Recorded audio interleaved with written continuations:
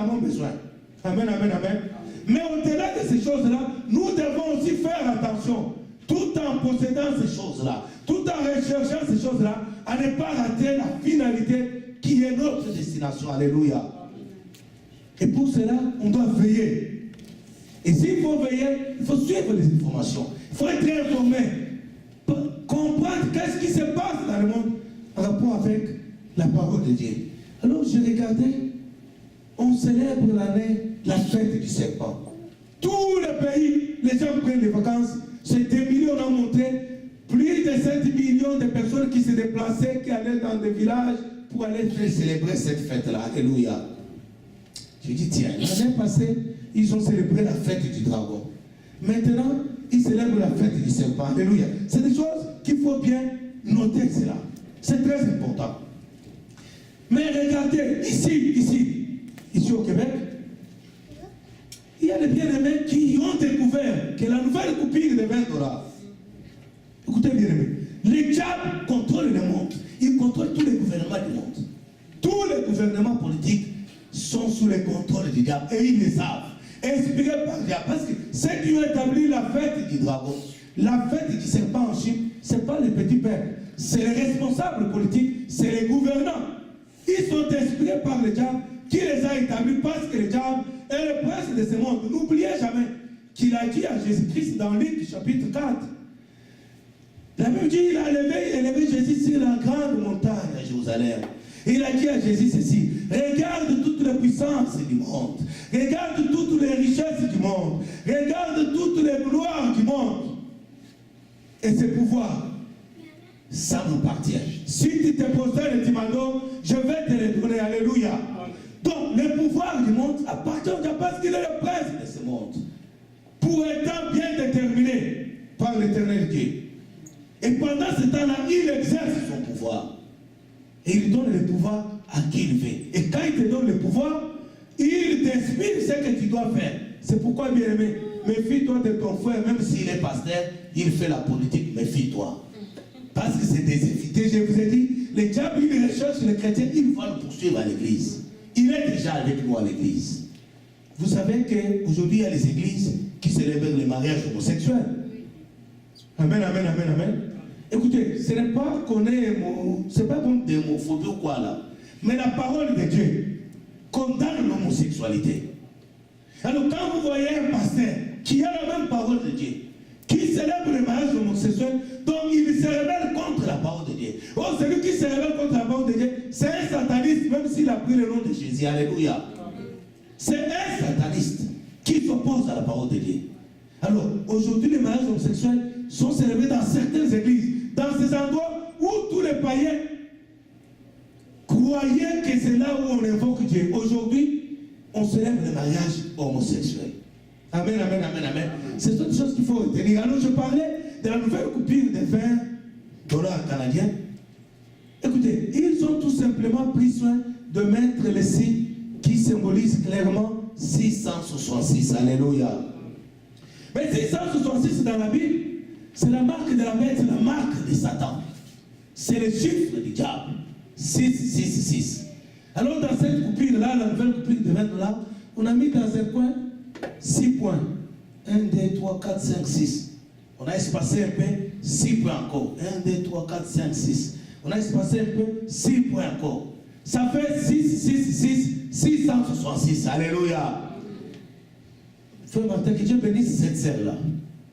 Vous savez, il faut découvrir ces choses parce qu'aujourd'hui, nous sommes infiltrés même dans la nourriture que nous mangeons. Le diable met ses emblèmes. Pourquoi cela bien fait? Parce que le diable, contrairement aux chrétiens, lui, il a la connaissance du temps.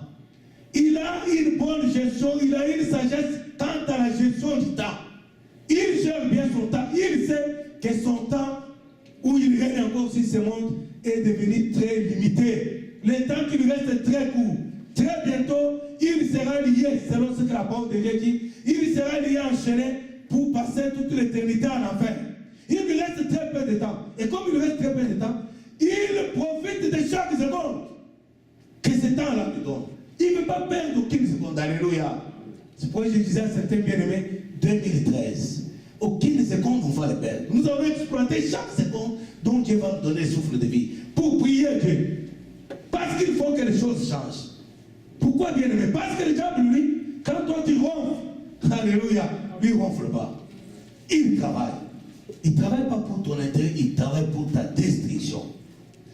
Alors il contrôle il contrôle le gouvernement du monde pour poser les actes qui vont irriter Dieu, qui vont amener la colère de Dieu. Et quand la colère de Dieu va se manifester, c'est le châtiment qui va tomber sur les habitants de la terre. Alléluia. Bien aimé.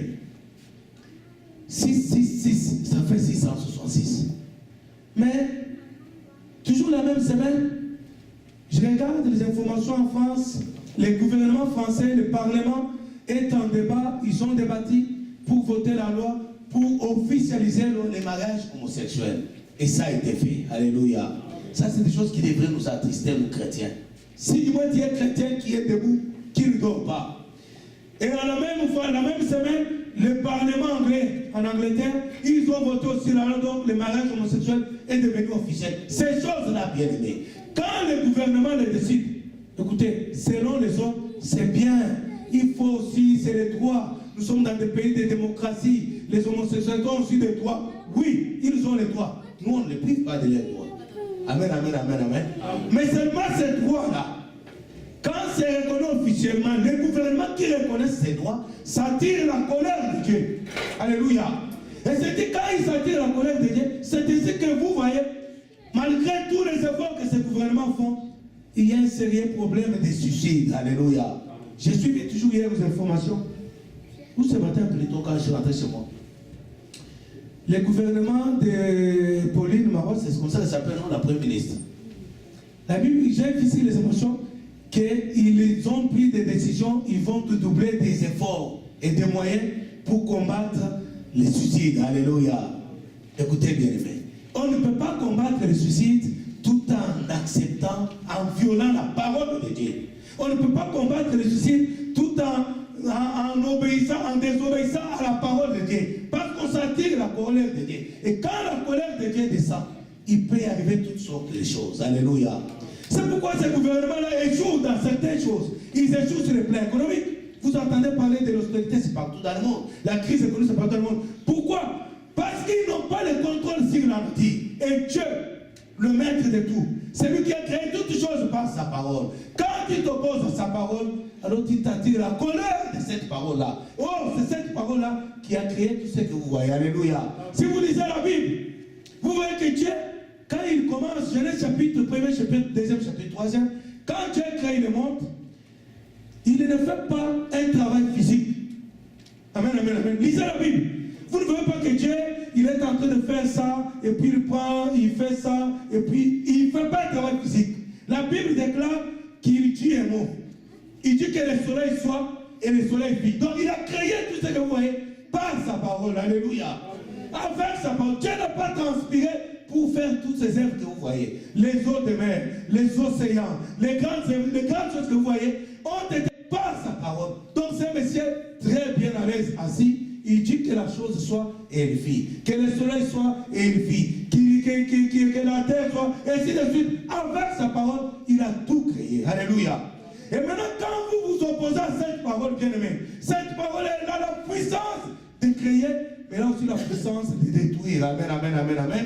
C'est pourquoi vous voyez tsunami, des calamités compliquées. Vous avez vu Katrina aux États-Unis, vous avez vu les événements, les tremblements de terre en Haïti. C'est la colère de Dieu, bien aimé.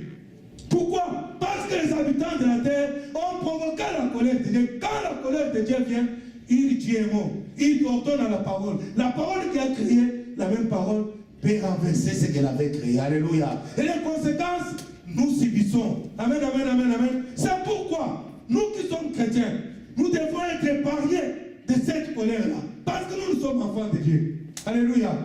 Je vais vous donner des exemples pour que vous compreniez. Je suis dans l'introduction parce qu'il faut que tu comprennes ces choses. En Égypte, le peuple de Dieu s'est retrouvé en Égypte. Et là, en Égypte, ils habitaient la ville qu'on appelle Goshen. Dans cette ville-là, les Égyptiens n'avaient pas le droit d'entrer là-bas. Et les Juifs, tous les Israéliens qui étaient comme peuple de Dieu, habitaient dans la ville de Goshen. Ils étaient seuls là-bas. Ils étaient séparés avec les Égyptiens. Amen, amen, amen. Et quand Dieu a commencé à exercer la colère et le jugement sur l'Égypte et sur Pharaon, lisez la Bible dans le livre des Autres.